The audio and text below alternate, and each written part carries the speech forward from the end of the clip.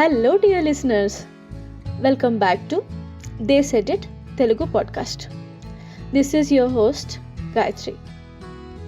Today I am back with one more interesting topic, that is self-worth. Yes, self-worth అనేది usually మనకి external factors నుంచే వస్తుంది. For example work life అనుకోండి, లేకపోతే job, career oriented, ఇలాంటి వాటిని మనం కన్సిడర్ చేసుకోవచ్చు. ఎక్స్టర్నల్ అనగానే నేను వర్క్ లైఫ్ దీని గురించి ఎందుకు చెప్తున్నానంటే, మనం నిద్ర లేచిన దగ్గర నుంచి రాత్రి పడుకోబోయేదాకా most of the time we go out and spend our time there. 50-60% of our time goes like in the work at the workplace. అందుకే ఈ టాపిక్ని, సెల్ఫ్ వర్త్ అనే ఇవాల్టి మన టాపిక్ని I want to relate with work life and take it ahead. మనందరికీ ఒక situation ఖచ్చితంగా ఒకసారైనా వస్తుంది. అదే ఏంటంటే, నేను కరెంట్లీ ఉన్న సిచ్యువేషన్ నాకు కరెక్టా కాదా అంటే, ఫర్ ఎగ్జాంపుల్ మనం ఇందాక జాబ్ గురించి అని అనుకున్నాం కాబట్టి, ఇప్పుడు నేను చేస్తున్న జాబ్ నాకు కరెక్టా కాదా, లేకపోతే should I experiment with something else, I need more challenges, or I'm not getting enough, ఆ ట్రీట్మెంట్ బాగలేదు. There can be number of factors for this.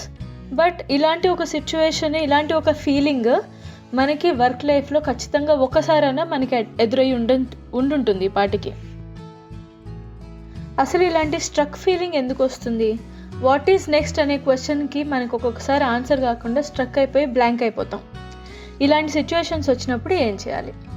So మనం ఈరోజు ఎపిసోడ్లో, ఈ టాపిక్లో ఈ ప్రశ్నకి ఒక సమాధానంగా ఒక చెక్ లిస్ట్లో 4 పాయింటర్స్గా మనం డిస్కస్ చేసుకుందాం.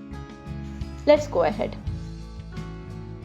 First point, analyse the situation. అంటే we should be brutally honest for our selves. ఈ పాయింటర్లో నేను అనుకునేది ఏంటంటే, most of us are like who has Indian background.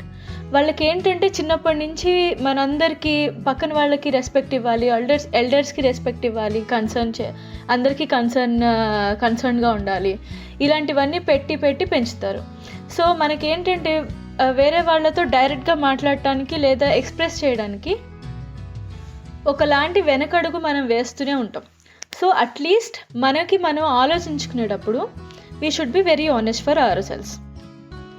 ఇక్కడ మనం అనలైజ్ చేసుకోవాల్సిన సిచ్యువేషన్స్ ఏంటంటే, are they the duties and tasks that are not appealing to you at the workspace, or is that the problem with the people around you?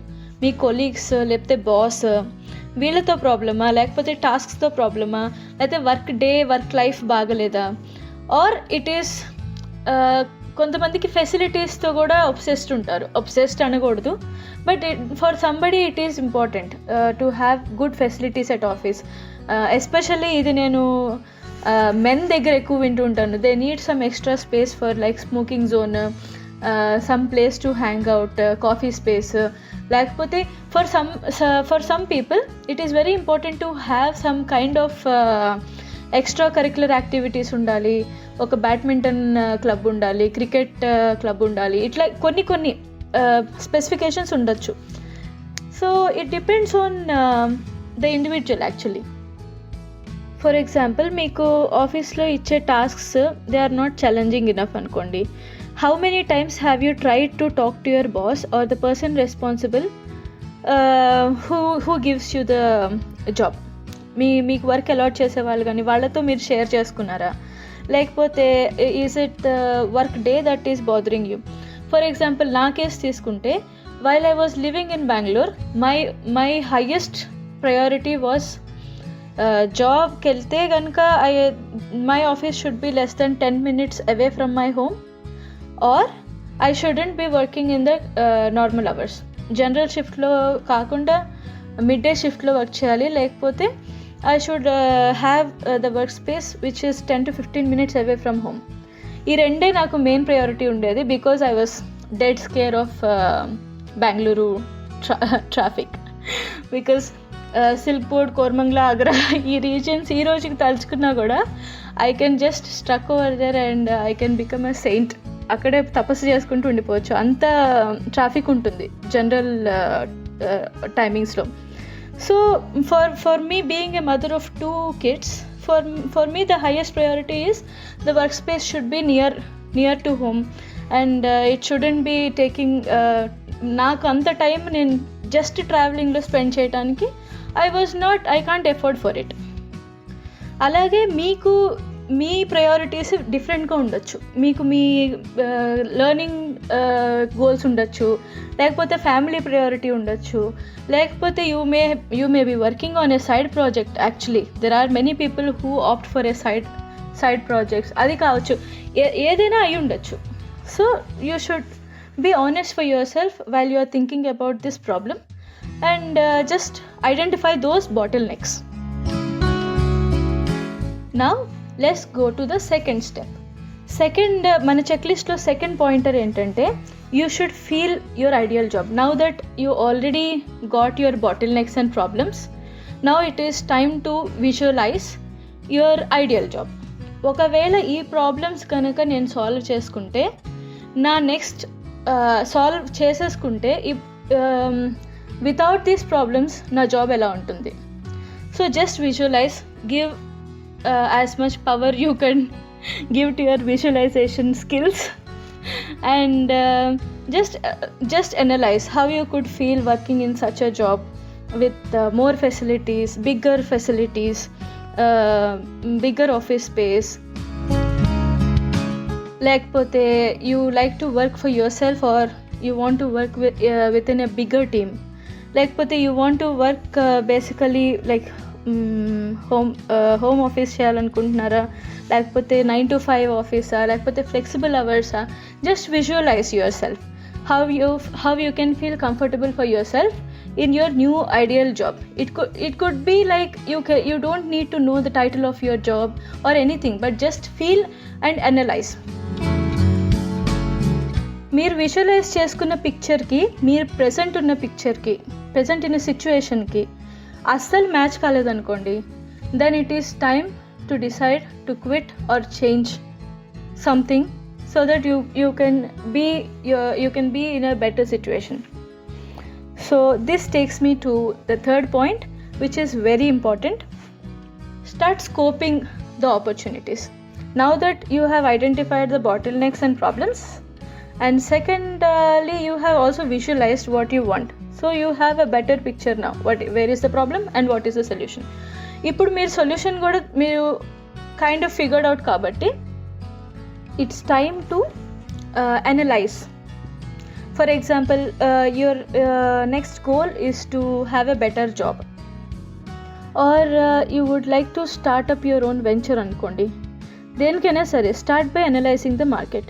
For example, if your goal is to have a better job, then analyze on the skills that you are missing from your current situation to your expected situation. For example, if you are a salesperson, మీరు next జాబ్లో వచ్చేసరికి మార్కెటింగ్లోకి change అవుదాం అనుకున్నారు అనుకోండి, for example. So what is stopping you from being a marketing professional? Is it marketing experience, or is it marketing skills, or technical skills? Technical skills అంటే maybe like digital marketing courses తీసుకోవాలా, లేకపోతే వేరే ఇంకేదైనా courses తీసుకోవాలా, ఇది మీరు analyse చేయొచ్చు.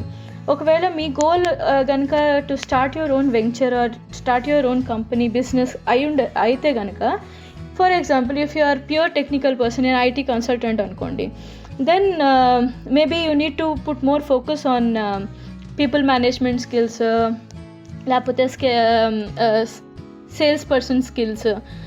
ఇలాంటివి మీరు జస్ట్ take little like small courses or fast track courses. Just go around the internet and you can find all the information. ఇవన్నీ చేస్తే ఏంటంటే మనకే మంచి కాన్ఫిడెన్స్ వస్తుంది టు మూవ్ ఫార్వర్డ్ కదా. So at the same time ఈ ఎక్సైట్మెంట్లో we should never do take any regret moves. So saying this, I'm going to the final and fourth pointer, which is very very important. Have an end date. Now that మీరు already first ఉన్న situation నుంచి next better సిచ్యువేషన్కి వెళ్ళడానికి మనం already decide చేసుకున్నాం కాబట్టి it is time to plan to end that situation. So ఈ ending కూడా చాలా స్మూత్గా ఉండాలండి. ఎందుకంటే it's better to plan a kind of what week, what month am I going to quit this job.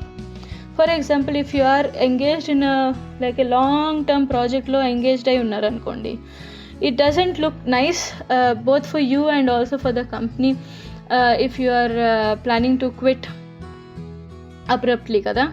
So give them some time. వాళ్ళకి ample time ఇస్తే కనుక they also are happy to relieve you or something. At the same time ఇంకా బెటర్గా ఏం చేయొచ్చు అంటే, which is like మనం last ఎపిసోడ్లో విన్ విన్ సిచ్యువేషన్ గురించి చెప్పుకున్నాం కదా. సో అలాగే విన్ విన్ సిచ్యువేషన్ లాగా మీరు యాక్ట్ చేయాలంటే find a replacement for your self and help the company also. Train the person, give him the knowledge transfer ఏదైతే ఉంటుందో అది ఇచ్చేసేసి it is better for you also. You can get relieved. మీకేం classes attach చేసి ఉండవు because person is already there as a replacement for you. కాబట్టి it is not a problem for you to leave the company or in a way get relieved faster if you need. అంతేకాకుండా ఇట్లా మంచి రిలేషన్స్తో కనుక మనం company నుంచి బయటకు వస్తే later on, when if you're starting at a new company or if you're starting your own firm or business or whatever, all these good connections are always, they are going to come in hand. ఈ fourth పాయింటర్లో very important thing ఏంటంటే, మనం చాలా ఎక్సైటెడ్గా ఉంటాం to start at a new company or start something new అంటే we're super excited కదా. కాబట్టి ఇలాంటి టైంలో మనం ఎలాంటి తప్పు పనులు చేయకూడదు. తప్పు పనులు in the sense, for example there is an employee, ఒక పర్సన్ ఉన్నారు, తను 10 years పాటు ఒక కంపెనీలో వర్క్ చేస్తున్నారు. మేబీ ఒక డౌన్ ద లైన్ ఒక 4 monthsలో 10 years కంప్లీట్ అయిపోతుంది. He has decided to quit the job. అప్పుడు ఏం చేస్తారు, ఆ ఎక్సైట్మెంట్లో వెంటనే రిజిగ్నేషన్ చేసే ముందు just it is better to check with your HR టీమ్తో ఒకసారి చెక్ చేసుకుని what are they owed for. For example, most of the companies every 5 yearsకి లేకపోతే 10 years బోనస్ అని, 5 years బోనస్ అని ఇలాంటివన్నీ ఉంటాయి. So never miss on that and later don't regret on such decisions కదా. పర్ఫార్మెన్స్ పే కానీ, holiday pay, leave encashment ఇలాంటివి ఏది ఉన్నా సరే అన్నీ మంచిగా సెటిల్ చేసుకుని పీస్ఫుల్గా బయటికి రావాలి. And planning resignation also is very important. ఎందుకంటే joining a new company, there are some companies if they want to buy the notice period ఇవన్నీ ఉంటాయి. కానీ ఇట్ ఈస్ మన మీద కూడా రెస్పాన్సిబిలిటీ ఉంటుంది కదా.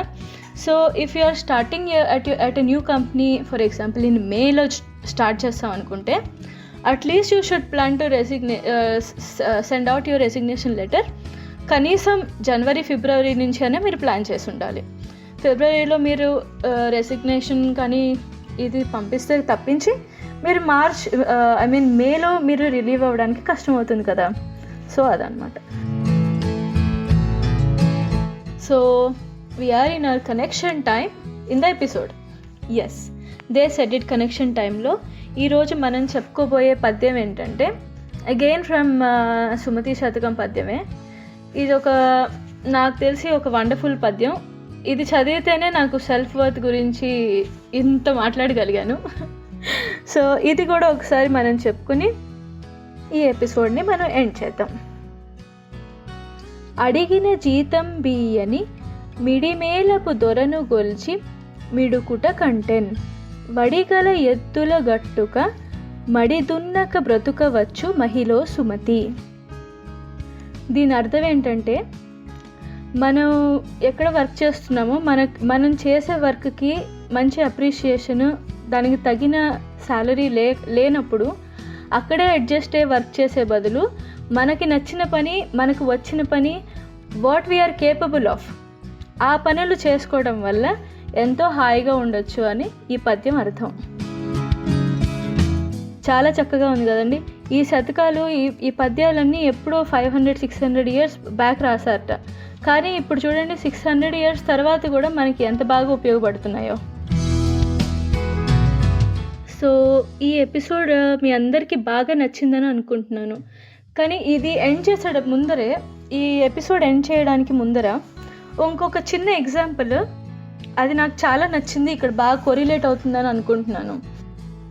అది నేను ఎగ్జాక్ట్గా ఎక్కడ చదివాను ఏంటి, సంస్కృత్ శ్లోకమా లేకపోతే హిందీలో పాత రోజుల్లో ఎప్పుడో చదివిన లేకపోతే లెసనా అనేది నాకు గుర్తులేదు యాక్చువల్గా. కానీ అది ఏంటంటే ఎగ్జాంపుల్, ఒక మేఘంలోంచిట ఒక 4 డ్రాప్స్ ఒకటేసారి బయటకు వచ్చాయట ఒక రెయిన్ వస్తున్న టైంలో. ఆ 4 డ్రాప్స్ గురించి చెప్పారనమాట.